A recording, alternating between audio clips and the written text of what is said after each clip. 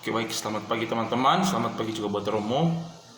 Terima kasih atas kesempatan yang telah diberikan kepada saya. Pada kesempatan kali ini, saya akan coba menjelaskan berkaitan dengan 3 pertanyaan yang diberikan. Yang pertama itu, bagaimana pandangan Santo Thomas Aquinas tentang sifat-sifat esensial dari hukum? Dan yang kedua, mengapa gereja membutuhkan hukum?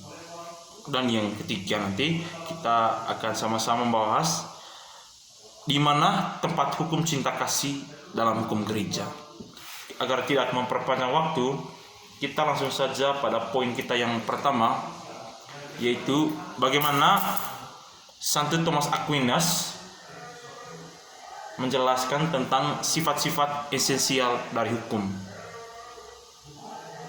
Jadi, dalam menentukan keabsahan hukum, Santo Thomas Aquinas menerapkan adanya 4 sifat esensial dari hukum. Yang pertama, hukum yang dibuat dengan akal budi atau rationalis ordinatio. Hukum adalah aturan dan ukuran tindakan di mana manusia didorong untuk bertindak atau tidak bertindak.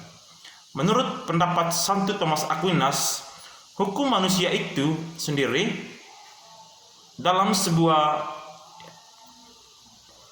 pelaksanaan tugas akal budi, praktis, dan spekulatif terdapat peran serta hubungan antara akal budi dan kehendak. Akal budi manusia berfungsi untuk dapat mengidentifikasi bahwa tujuan yang ingin dicapai ialah tujuan yang baik dan berusaha untuk dapat mencapai hal tersebut. Akal budi juga berfungsi untuk dapat membedakan suatu hal yang sungguh baik dan suatu hal yang hanya diperlihatkan baik. Kehendak berfungsi untuk memerintah apa yang telah diindikasikan oleh akal budi. Oleh sebab itu, kehendak tidak bekerja sendiri sehingga terlepas dari akal budi.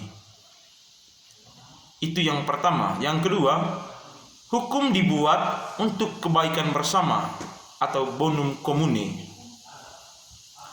Suatu sifat esensial yang kedua yang harus ada dalam sebuah hukum, yakni tujuan hukum untuk suatu bonum commune atau kebaikan bersama. Hukum berasal dari akal budi praktis. Praktis yang dimaksudkan ialah bahwa setiap manusia menuju akhir, yakni kebahagiaan. Tujuan dari sebuah hukum ialah dapat mencapai kebahagiaan manusia. Namun setiap kebahagiaan dinyatakan untuk kebahagiaan yang menyeluruh. Kebahagiaan individu haruslah sesuai dengan kebahagiaan semua orang dalam masyarakat. Dalam pelaksanaan tugas, akal budi praktis dan spekulatif terdapat peran serta hubungan antara akal budi dan kehendak. Akal budi manusia berfungsi untuk dapat mengidentifikasi bahwa tujuan yang ingin dicapai ialah tujuan yang baik dan berusaha untuk dapat mencapai hal tersebut. Akal budi juga berfungsi untuk dapat membedakan suatu hal yang sungguh baik dan suatu hal yang hanya kelihatan baik.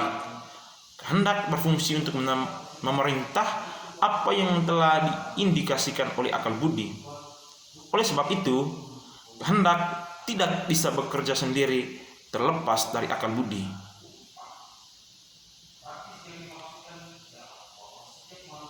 Yang ketiga, promulgasi hukum. Suatu sifat esensial yang keempat yang harus ada dalam sebuah hukum, yakni promulgasi hukum atau promulgate. Menurut pendapat Thomas Aquinas, hukum haruslah dipromulgasikan. Hal ini bertujuan supaya hukum tersebut dapat memperoleh kekuatan yang mengikat, adalah ciri khas untuk suatu hukum. Hal ini tentu hanya berlaku bagi setiap pribadi manusia yang telah diperintah oleh pembuat hukum. Hal ini tentu semakin menekankan bahwa hukum hanya dapat berlaku kuat ketika hukum tersebut telah dipromulgasikan. Hukum yang tidak dipromulgasikan bukanlah hukum karena tidak memiliki kekuatan yang mengikat. Hukum yang sudah dipromulgasikan dikatakan sah dan legal karena mengikat semua orang dimanapun hukum itu berlaku. Hukum yang dipromulgasikan mengikat saat setelah diumumkan dan juga pada masa yang akan datang. Yang berikut, pembuat hukum. Suatu sifat esensial yang ketiga yang harus ada dalam sebuah hukum, yakni pembuat hukum itu sendiri. Menurut pandangan Thomas Aquinas, hukum harus dibuat oleh mereka yang memiliki tanggung jawab atas hidup bersama. Menurut pandangan Thomas Aquinas, untuk mengatur segala sesuatu demi suatu kebaikan bersama adalah tugas baik bagi rakyat secara keseluruhan atau seorang yang adalah wakil seluruh rakyat. Oleh karena itulah, pembuat hukum haruslah bertanggung jawab terhadap rakyat secara keseluruhan, baik rakyat banyak ataupun seorang personal publik. Menurut Thomas Aquinas, hendaknya yang membuat hukum dipilih oleh rakyat atau wakil rakyat. Ia menekankan pula bahwa orang yang membuat hukum adalah orang yang bertanggung jawab atas suatu komunitas dan rakyatlah yang memilihnya. Membuat hukum karena kehilangan kapasitas moralnya sebagai pembuat hukum, yakni ketika mereka menjadi korup. Oke, yang bagian yang kedua, mengapa gereja membutuhkan hukum? Pertama, gereja itu merupakan tempat persekutuan orang yang percaya, di mana mereka dapat beribadah, memuji, dan menyembah Tuhan. Dan tentunya ada aturan-aturan yang berlaku dalam suatu gereja, supaya jemaat tidak dapat semena-mena dalam mengubah tata cara gerejawi. Maka hukum gereja bertujuan untuk dipimpinkan jemaat supaya tidak melanggar aturan atau hukum yang berlaku dalam suatu gereja. Dan yang ketiga, yang terakhir, di mana tempat hukum cinta kasih dalam hukum gereja. Cinta kasih itu sendiri memiliki makna yang sangat abstrak dan luas, bahkan memiliki masa efektif dan subjektif yang menonjol. Hukum tidak menganggap cinta kasih dalam masa afektif dan subjektif. Karena itu, cinta kasih harus dibahaskan secara lebih konkret dan real dalam tatanan nilai dan prinsip-prinsip tertentu selanjutnya. Tata nilai atau prinsip itu harus bersifat universal. Kita sudah membahas sebelumnya bahwa hukum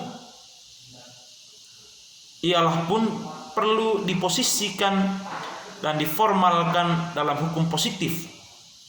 Dalam cinta kasih terkandung dengan sendirinya relasi dan interaksi manusia dengan sesamanya menurut pola dan berdasarkan tatanan nilai tentunya. Beberapa bahasa cinta kasih antara lain ialah menghormati hak-hak orang lain, kebebasan untuk melaksanakan haknya sendiri, menjalankan kewajiban-kewajiban terhadap orang lain, menegakkan keadilan, mengganti kerugian orang lain yang diakibatkan oleh kesalahan kita, memelihara tatanan publik, menjunjung tinggi kesejahteraan umum dan disiplin bersama, menghindarkan batu sandungan, dan sebagainya. Ekspresi cinta kasih ialah memiliki relevansi dan implikasi hukum. Hukum diciptakan justru untuk melaksanakan bahasa cinta kasih itu. Hukum dibuat dalam rangka menetapkan hak-hak orang per orang atau kelompok, kewajiban seorang terhadap kesejahteraan umum, kewajiban umum terhadap kesejahteraan individu, dan sebagainya. Dengan demikian, di balik norma hukum tersembunyi, norma cinta kasih memang harus diakui bahwa tidak semua makna dan isi cinta kasih dinomatifkan secara tuntas dan dalam norma hukum. Oleh karena itu, hukum dan cinta kasih sebenarnya tidak perlu saling dipertentangkan. Mempertentangkannya berarti tidak memahami apa sebenarnya cinta kasih itu sendiri dan apa sebenarnya hukum itu sendiri. Oke, baik, mungkin itu penjelasan dari saya berkaitan 3 pertanyaan yang diberikan. Berkaitan yang pertama dengan bagaimana pandangan Santo Thomas Aquinas tentang sifat-sifat esensial dari hukum, dan yang kedua, mengapa gereja membutuhkan hukum, dan yang ketiga, di mana tempat hukum cinta kasih dalam hukum gereja. Oke, baik, mungkin itu saja dari saya. Sekian dan terima kasih. Selamat pagi.